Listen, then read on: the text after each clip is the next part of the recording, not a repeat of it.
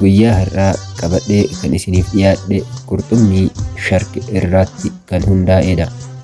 Qurxummiin shark bineensa bishaan galaanaa keessatti argamu yoo ta'u, gosa bineensota foon nyaatanii fi baalleen socho'an keessaa isa gurguddaa fi sodaachisaa ta'edha. Qurxummiin shark maqaa saayinsawaa Salachimorpha jedhamu qaba. Akkasuma gosa kana jalattis ramadama. Qurxummiin shark gosoota qurxummii shark kan ta'an 500 ol kan ta'an qabu.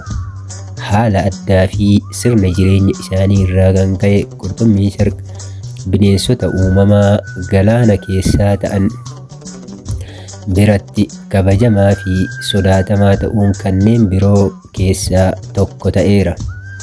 Qurxummiin shark lafee gogaa hin qabu. Lafee laafaa kaartileej jedhamee beekamu kan lafee gurra dhala namaa fakkaatu yookaan ammoo akka gurra keenyaatti uumaman qaba.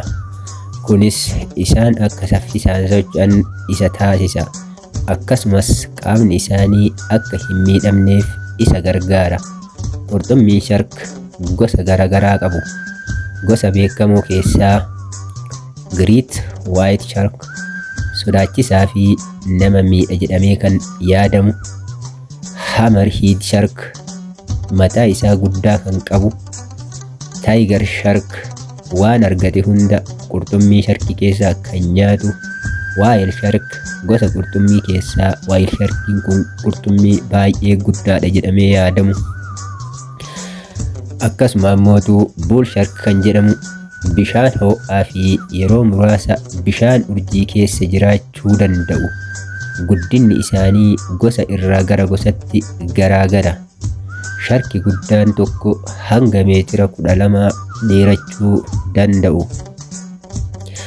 Akkaataa sochii isaanii fi wanta nyaatan ilaalchisee gosa tokko keessaa baay'ee qurxummii xixiqqoo, horii akkasuma wantoota bishaan keessatti argaman lukkuu galaanaaf kan jedhaman yeroo muraasa keessatti bifa gaddisiisaa ta'een wanta socho'u hunda ni adamsu.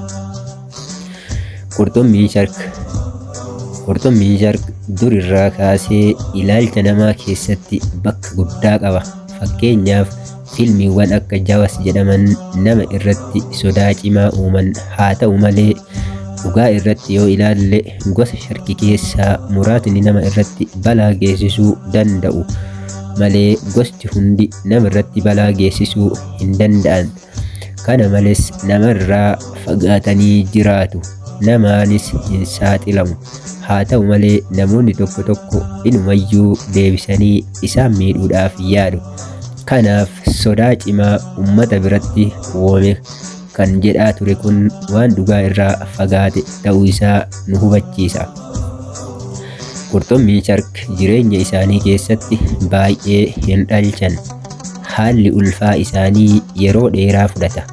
Haalli dhaloota isaaniis sadarkaa xiqqaa irra jira.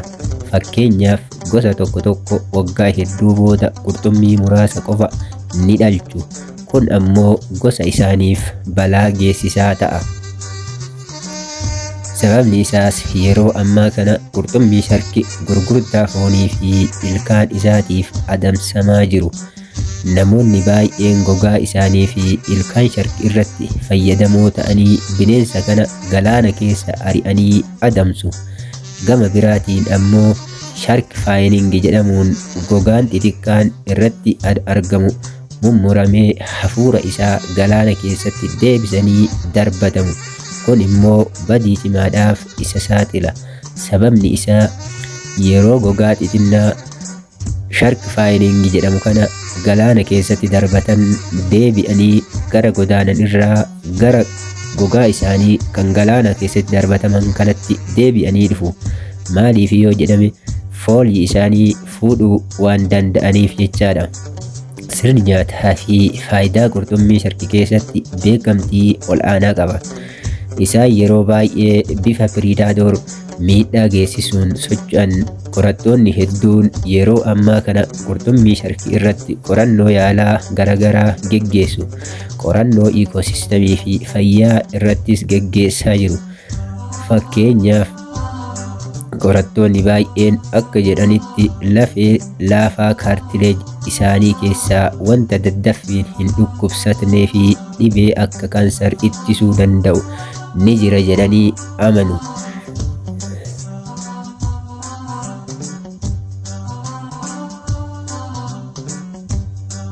Haala qilleensaa fi nyaata isaanii irratti hundaa'uun bakka qubatan irraa iddoo tokko tokkotti ni godaanu, deebi'aniis ni dhufu.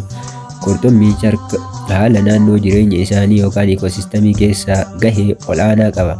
Yeroo shark hin jirre gosa qurxummii xixiqqaa fi bineensonni lafatti baay'achuun sirna uumamaa ni jeequ. Kanaaf sharki bineensota xixiqqoo kana nyaataaf waan fayyadamuuf sirna uumamaa kana sirreessee naachuraal baalansar ta'ee tajaajila. Bineensota dhibeen galaana keessatti du'an nyaachuun keessa galaanaa qulqulleessu. Akkasumas yeroo baay'ee bineensota laafaa fi lafeen fayyadamuu hin dandeenye yookaan ammootu bineensota lafee hin qabne yoo galaana keessatti baay'atan nyaachuudhaan waan fixuuf ni to'ata. Haala jireenya bishaan keessaa ni to'ata jedhameet yaadama. Sababa kanaaf dhaabbileen addunyaa baay'een sharki akka hin banneef murannoo qaban.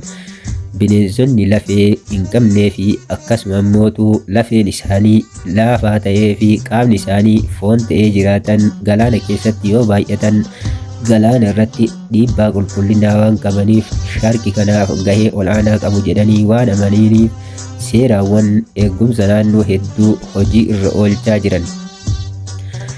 Barumsa irraa bannu keessaa inni guddaan sharki sodaaf qofa osoo hin taane beekumsaa fi faayidaa of eeggannoo qabu ta'uu isaa ni amanna. Bineensota bishaan keessa jiraatan keessaa akka uumama addaa aadaa ofii dandeettii addaatti kan ilaalu qaba.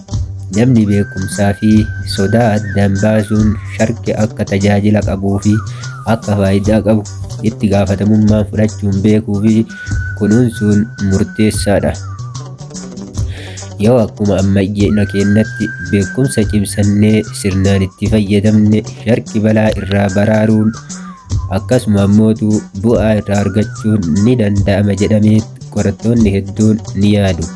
Haa ta'u malee dhaloonni yeroo ammaa kun faayidaa irraa buufatu malee faayidaa isaatiif waan hin yaadneef isa kana sirriitti addaan baafachuun barbaachisaadha.